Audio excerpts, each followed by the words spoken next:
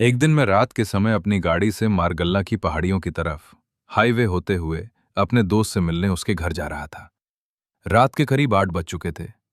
Highway से थोड़ा आगे बढ़ते ही सड़क पूरी तरह सुनसान हो जाती थी। मैंने अपने दोस्त को फोन किया और पूछा, यहां चोरी वगैरह का खतरा तो नहीं है? वो हंसते हुए बोला, चोरी का तो नहीं, शायद चुड़ैल का हो। मैं भी हंस पड़ा और कॉल कट हो गई।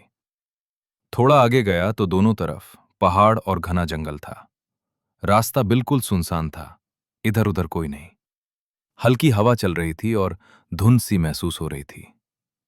मैंने रास्ता देखने के लिए मोबाइल निकाला, लेकिन अचानक बैटरी 0% दिखाने लगी। मैं हैरान रह गया, क्योंकि थोड़ी देर पहले ही बैटरी लगभग 70% थी। तभी मुझे याद आया कि चार्जर मैं ऑफिस में ही भूल आया हूं।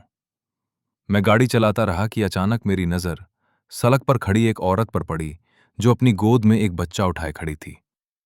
मैंने हॉर्न दिया, लेकिन वो साइड नहीं हटी। दोबारा हॉर्न दिया।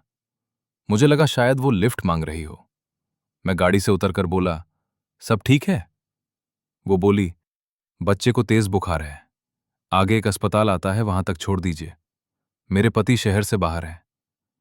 मैंने तरस खाकर कहा, गाड़ी में बैठ जाइए।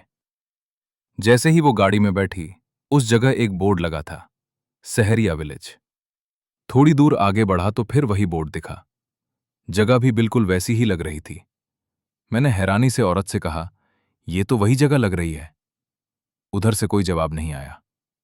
जब मैंने उसकी तरफ देखा तो मेरे होश उड़ गए। उसकी आंखें पूरी तरह काली हो चुकी थीं, कपड़ों पर खून के निशान थे और उसकी गोद से बच्चा गायब था। मैं बहुत डर गया। बिना कुछ बोले तेज रफ्तार में गाड़ी चलाने लगा। थोड़ी दूर जाने पर फिर वही बोर्ड दिखा, सहरिया विलेज। मुझे कुछ समझ नहीं आ रहा था। मैंने गाड़ी बिल्कुल नहीं रोकी।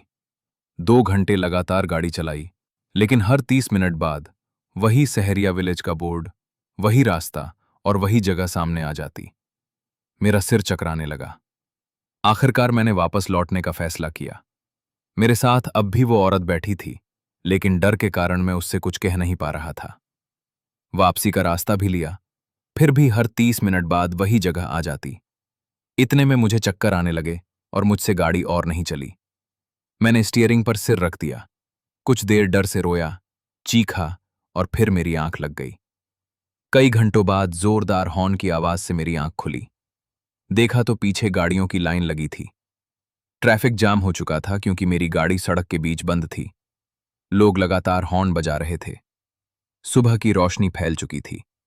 मैंने बगल वाली सीट देखी, वहां कोई नहीं था। मेरी जान में जान आई। मैं तुरंत गाड़ी स्टार्ट कर अपने दोस्त के घर पहुंचा और उसे सारी बात बता दी। वो हंसकर बोला, कोई चुड़ैल नहीं होती, शायद किसी ने मजाक किया होगा। लेकिन आज तक मैं यही सोचता हूं, वो सच में मजाक था या फिर सिर्फ मेरा वहम।